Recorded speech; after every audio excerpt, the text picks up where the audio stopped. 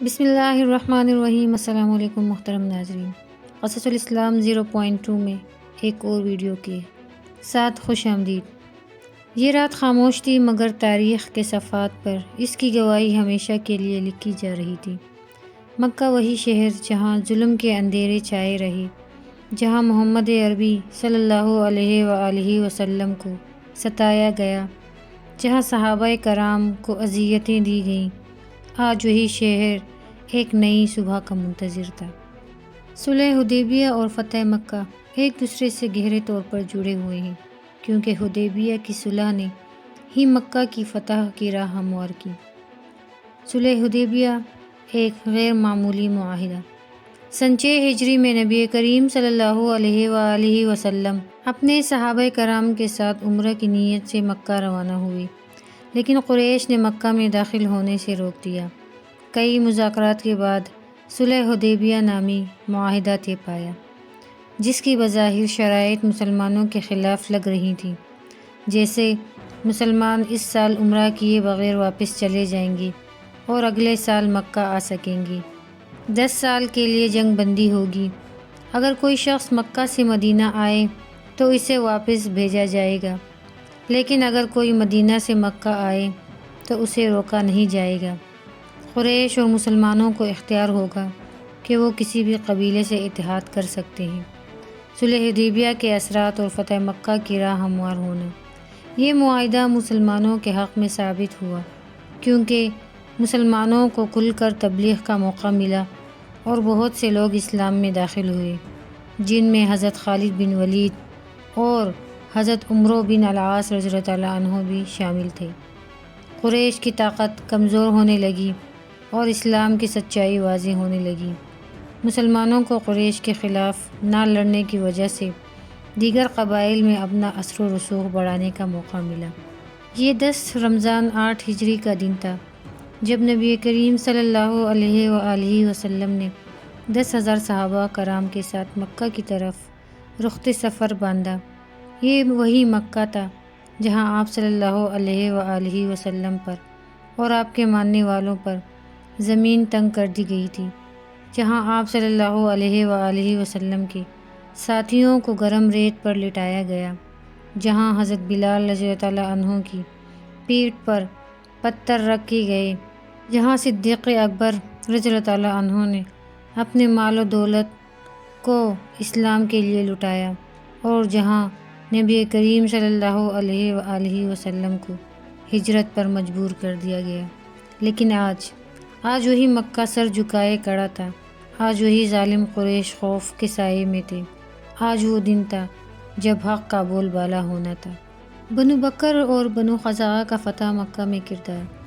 صلح حدیبیہ 6 ہجری کے بعد قریش اور مسلمانوں کو اختیار دیا گیا تھا کہ وہ کسی بھی قبیلے سے اتحاد کر سکتے ہیں۔ اس معاہدے کے تحت بنو خزاعہ نے مسلمانوں کے ساتھ اتحاد کیا، بنو بکر نے قریش کے ساتھ اتحاد کیا۔ بنو بکر کی بنو خزاعہ پر حملہ، معاہدے کی خلاف ورزی۔ سن 8 ہجری میں بنو بکر نے قریش کی خفیہ مدد سے بنو خزاعہ پر حملہ کر دیا۔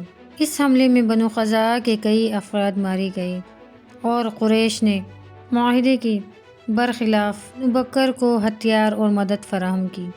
بنو خزاعہ کی مدد کے لیے نبی کریم صلی اللہ علیہ وآلہ وسلم کے پاس فریاد۔ بنو خزاعہ کے سردار عمرو بن سالم خزاعی مدینہ آئے اور نبی کریم صلی اللہ علیہ وآلہ وسلم سے فریاد کی، یا رسول اللہ، ہم آپ کے معاہدے میں تھے، لیکن قریش نے ہم پر ظلم کیا، اب آپ ہماری مدد کریں۔ یہ سن کر نبی کریم صلی اللہ علیہ وآلہ وسلم نے فیصلہ کیا کہ قریش کی اس زیادتی کا جواب دیا جائے گا، کیونکہ انہوں نے صلح حدیبیہ کے خلاف ورزی کی تھی۔ نبی کریم صلی اللہ علیہ وآلہ وسلم نے 10,000 کا لشکر تیار کیا اور مکہ کی طرف روانہ ہوئے۔ قریش کو جب خبر ہوئی تو وہ خوفزدہ ہو گئے۔ جب ابو سفیان صلح حدیبیہ کی خلاف ورزی کے بعد قریش کی طرف سے نبی کریم صلی اللہ علیہ وآلہ وسلم سے معافی اور معاہدے کی تجدید کے لیے مدینہ آیا تو وہ اپنی بیٹی ام المومنین حضرت ام حبیبہ رضی اللہ عنہا کے گھر بھی گیا۔ یہ واقعہ تاریخ میں ایک عظیم درس کے طور پر محفوظ ہے۔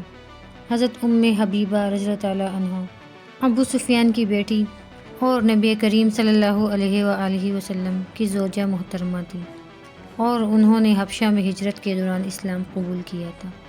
ان کے والد ابو سفیان اس وقت تک مشرک اور مسلمانوں کے سخت دشمن تھے۔ جب ابو سفیان اپنی بیٹی حضرت حبیبہ رضی اللہ تعالیٰ عنہ کے گھر گیا اور نبی کریم صلی اللہ علیہ وآلہ وسلم کا بچھا ہوا بستر چٹائی دیکھ کر اس پر بیٹھنے لگا تو حضرت حبیبہ رضی اللہ تعالیٰ عنہ نے فوراً وہ بستر کھینچ لیا۔ ابو سفیان حیران ہو گیا۔ یہ دیکھ کر ابو سفیان بولا، بیٹی کیا تم نے مجھے اس بستر کے لائق نہیں سمجھا یا اس بستر کو میرے لائق نہیں سمجھا؟ حضرت حبیبہ رضی اللہ تعالیٰ عنہ نے جواب دیا، یہ اللہ کے رسول صلی اللہ علیہ وآلہ وسلم کا بستر ہے اور آپ مشرک و ناپاک ہیں، میں نہیں چاہتی کہ آپ اس پر بیٹھیں۔ حضرت حبیبہ رضی اللہ تعالیٰ عنہ کا ایمان کی مضبوطی اور نبی کریم صلی اللہ علیہ وآلہ وسلم کی عزت و حرمت کے لیے غیرت واضح طور پر نظر آتی ہے۔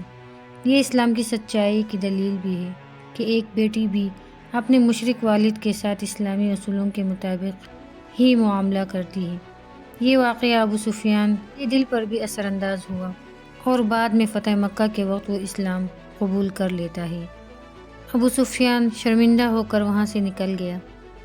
نبی کریم صلی اللہ علیہ وآلہ وسلم سے صلح کی تجدید کی درخواست۔ ابو سفیان پھر مسجد نبوی میں گیا اور نبی کریم صلی اللہ علیہ وآلہ وسلم سے ملاقات کی۔ اس نے کہا، اے محمد صلی اللہ علیہ وآلہ وسلم، میں آپ کے پاس آیا ہوں تاکہ صلح حدیبیہ کو مزید مستحکم کر دیا جائے اور اس میں تجدید ہو جائے، لیکن نبی کریم صلی اللہ علیہ وآلہ وسلم نے اس کی بات کو نظر انداز کیا اور کوئی جواب نہیں دیا۔ ابو سفیان کو اندازہ ہو گیا کہ نبی کریم صلی اللہ علیہ وآلہ وسلم اب اس کے جھوٹے وعدوں پر یقین نہیں کریں گے۔ صحابہ کرام سے مدد لینے کی کوشش۔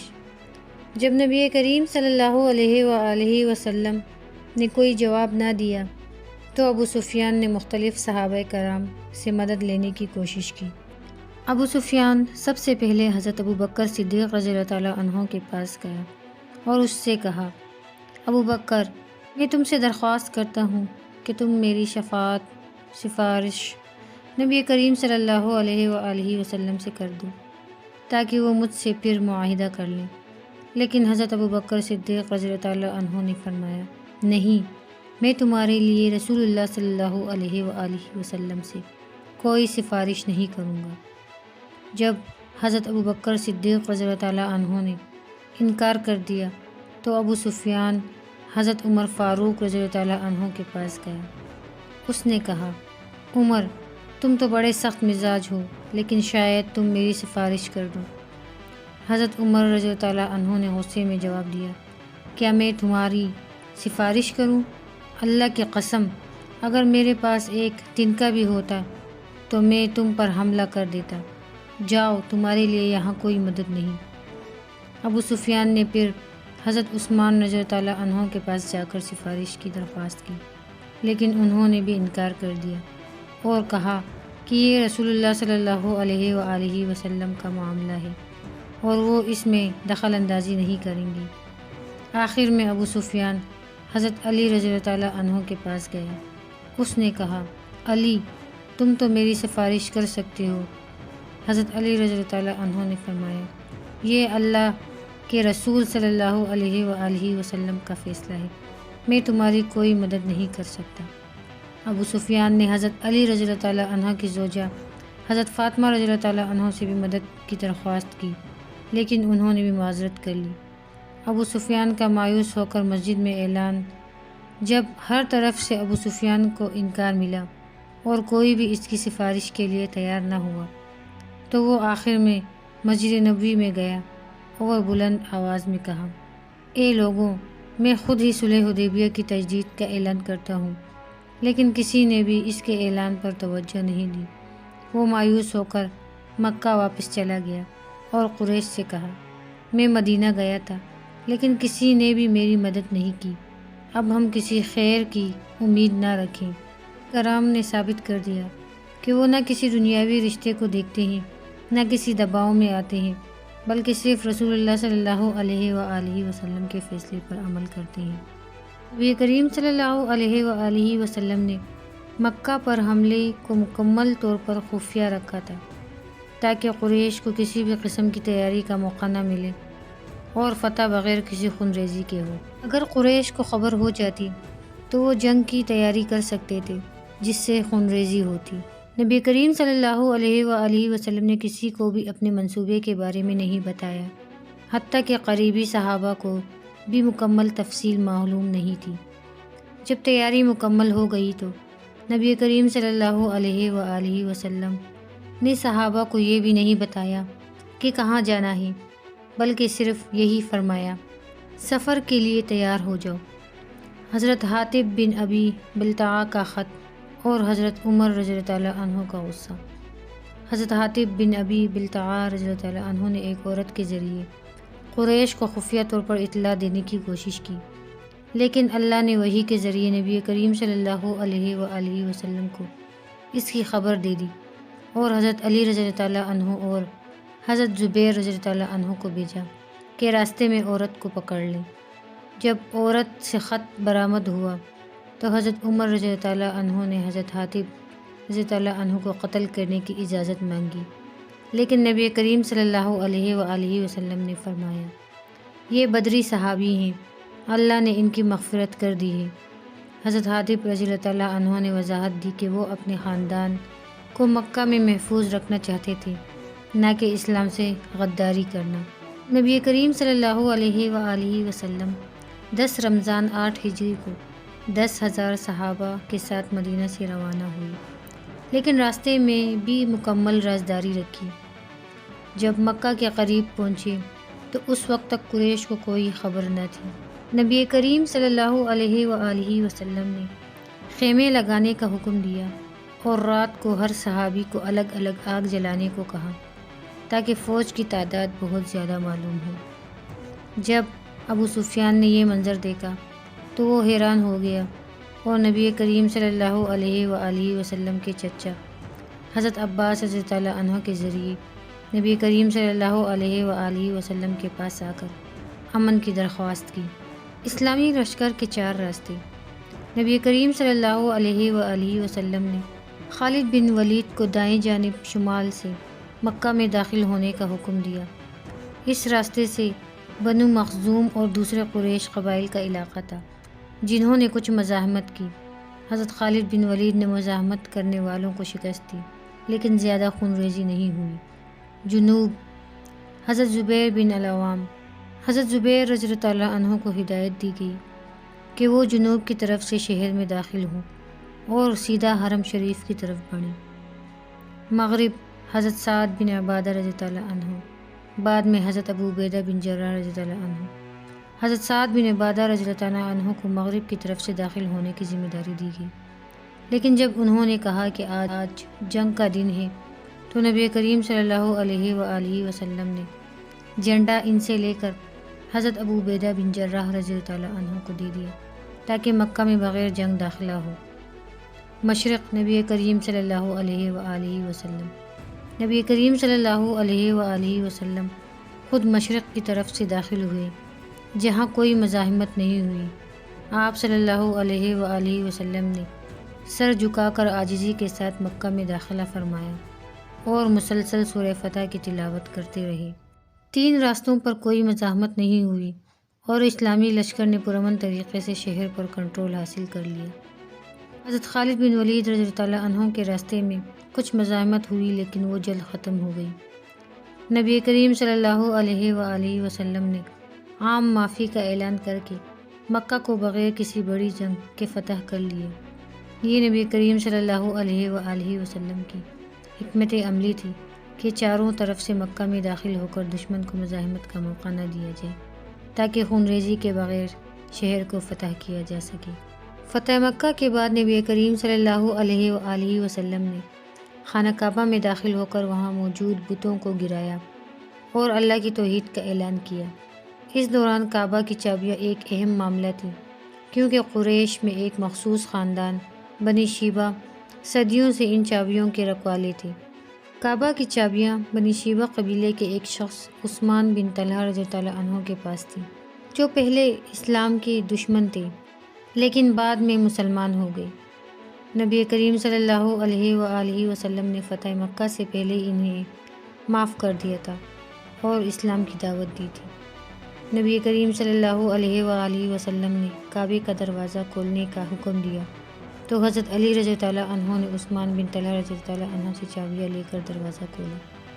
کعبہ کو بتوں سے پاک کرنے اور نماز ادا کرنے کے بعد نبی کریم صلی اللہ علیہ وآلہ وسلم نے چابیاں واپس عثمان بن طلحہ رضی اللہ عنہ کو دے دی اور فرمایا، یہ چابیاں قیامت تک تمہارے خاندان بنی شیبہ کے پاس رہیں گی اور ان سے کوئی نہیں لے سکتا سوائے ظالم کے۔